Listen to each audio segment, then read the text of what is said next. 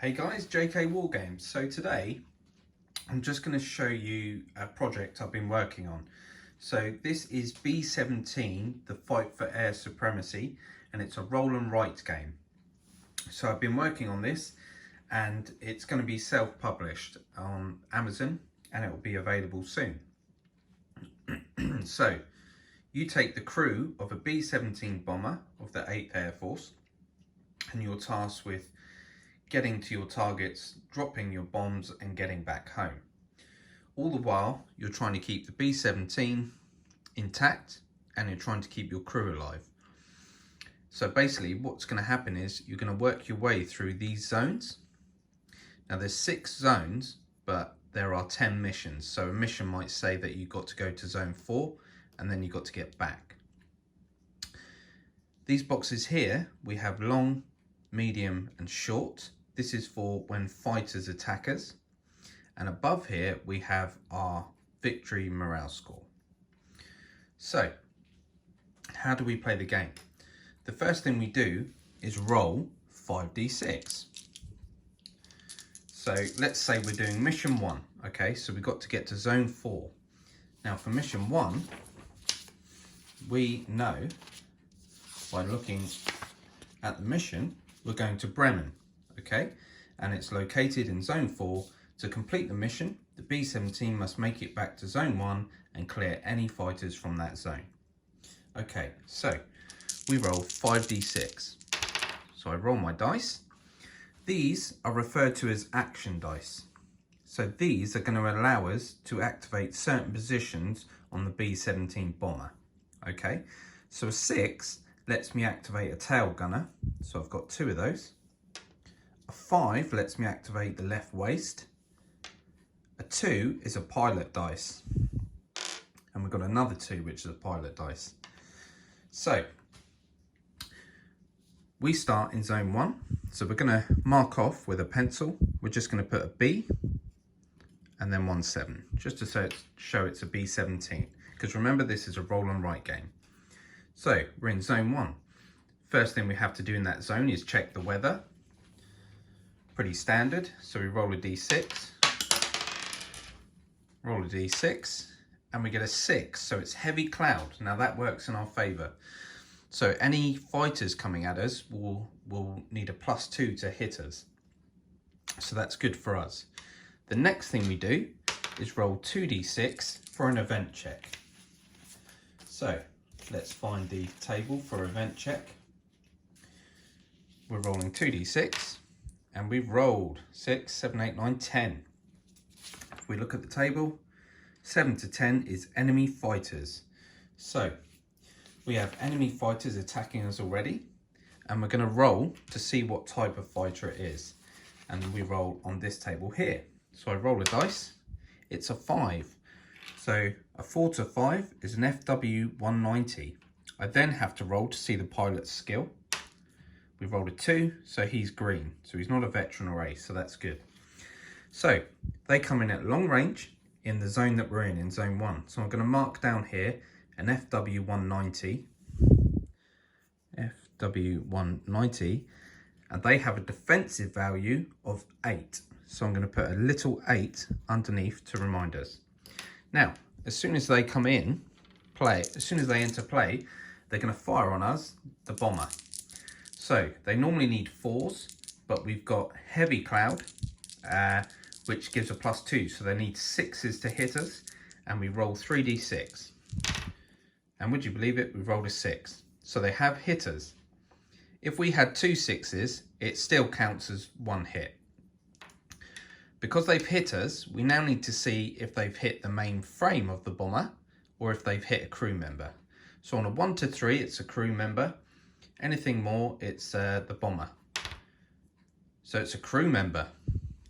What we do then is roll a d10 to see what crew member has been wounded. A 9, so we check our table. On a 9, the ball turret gunner has been wounded. So I'm going to mark an X through that, like that, to show that he is wounded. Now, a crew member can take 1 wound. If he gets hit again, then he's killed. So the ball turret is wounded. Now, after the fighter has made its attack, we need to see whereabouts he is before we attack. So we're going to roll a d10. We roll a 6. We then consult the chart. So on a 6, he is at 6 o'clock and the tail gunner can have a pop at him.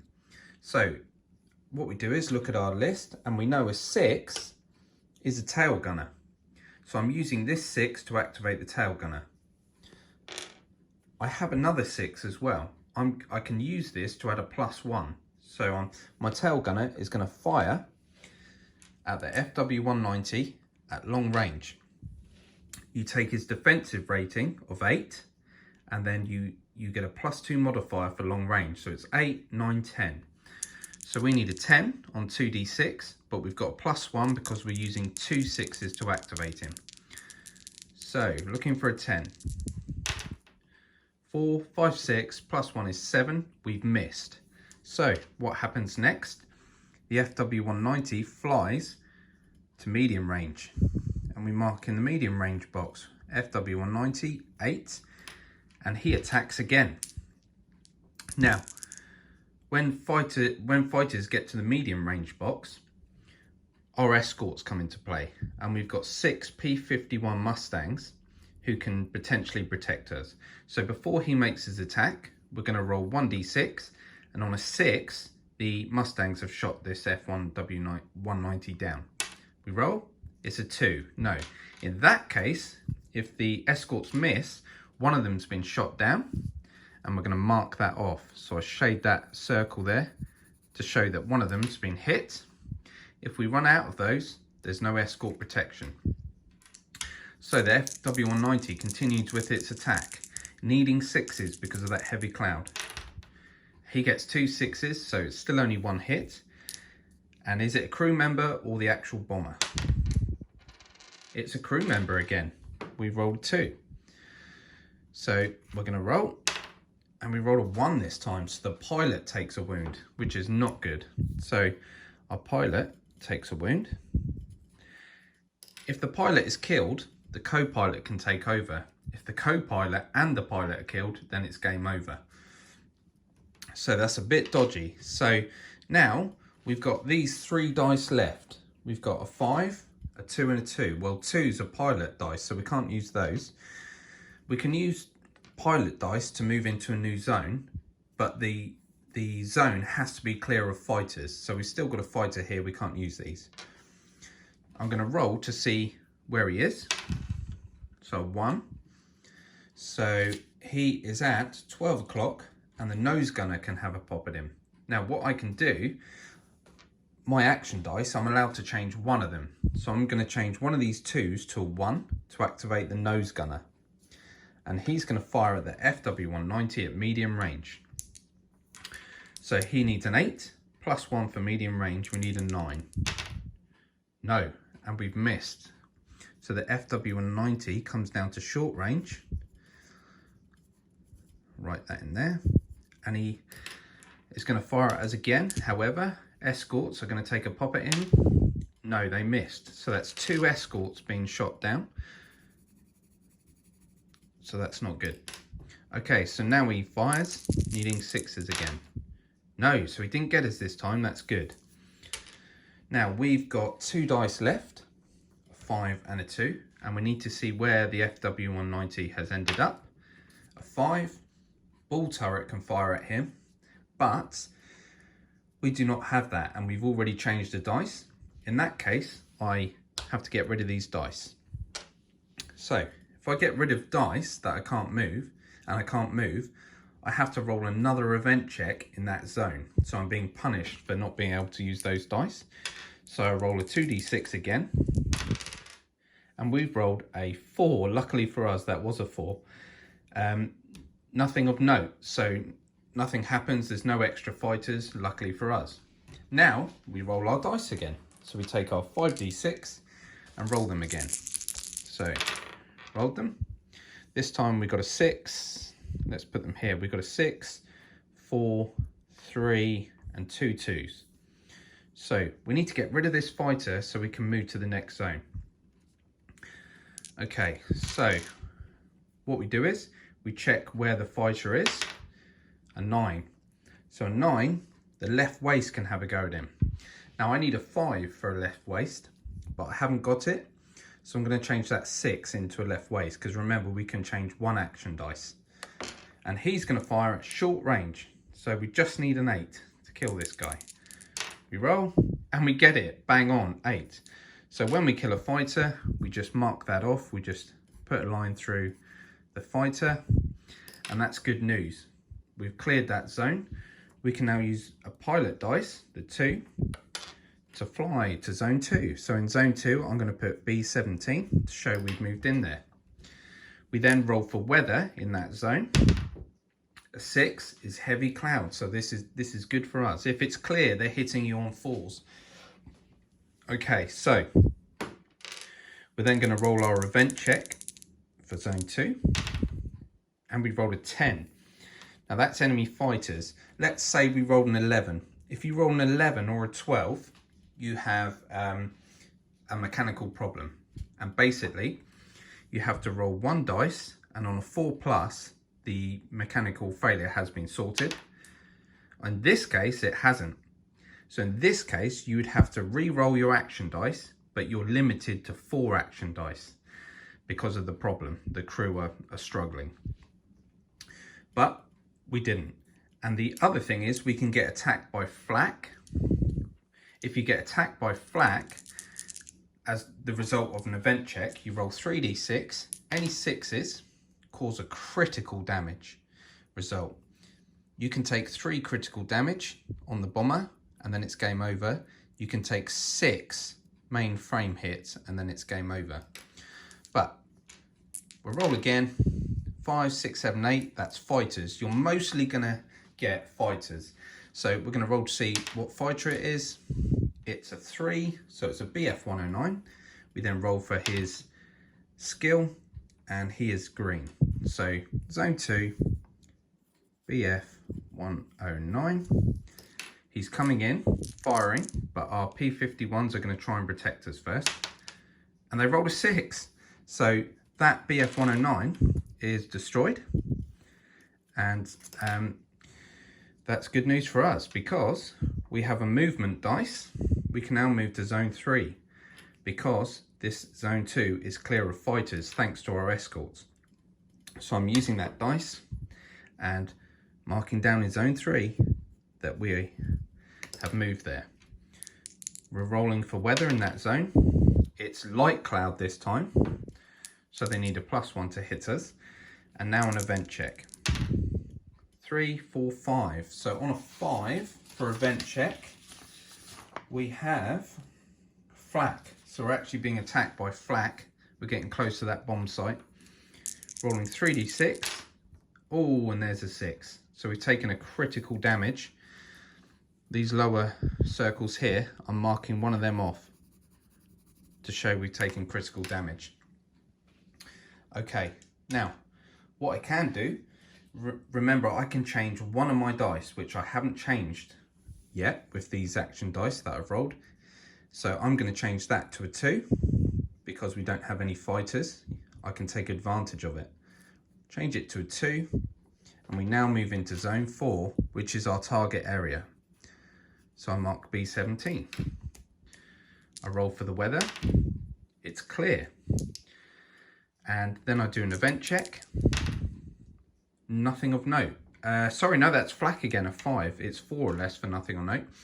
So we get attacked by flak, and luckily no 6s, so we're fine.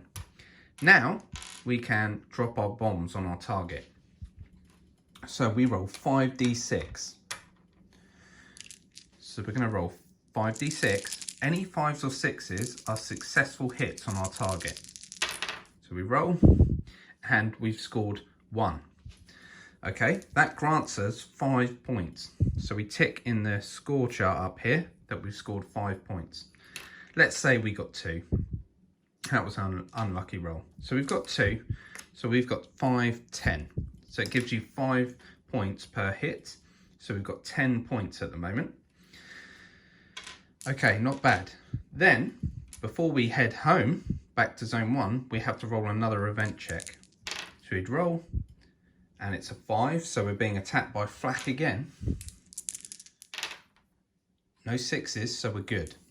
Then I would roll my 5d6 and we can try and get out of here. Now we do have a 2, so I can move back to zone 4 and so on.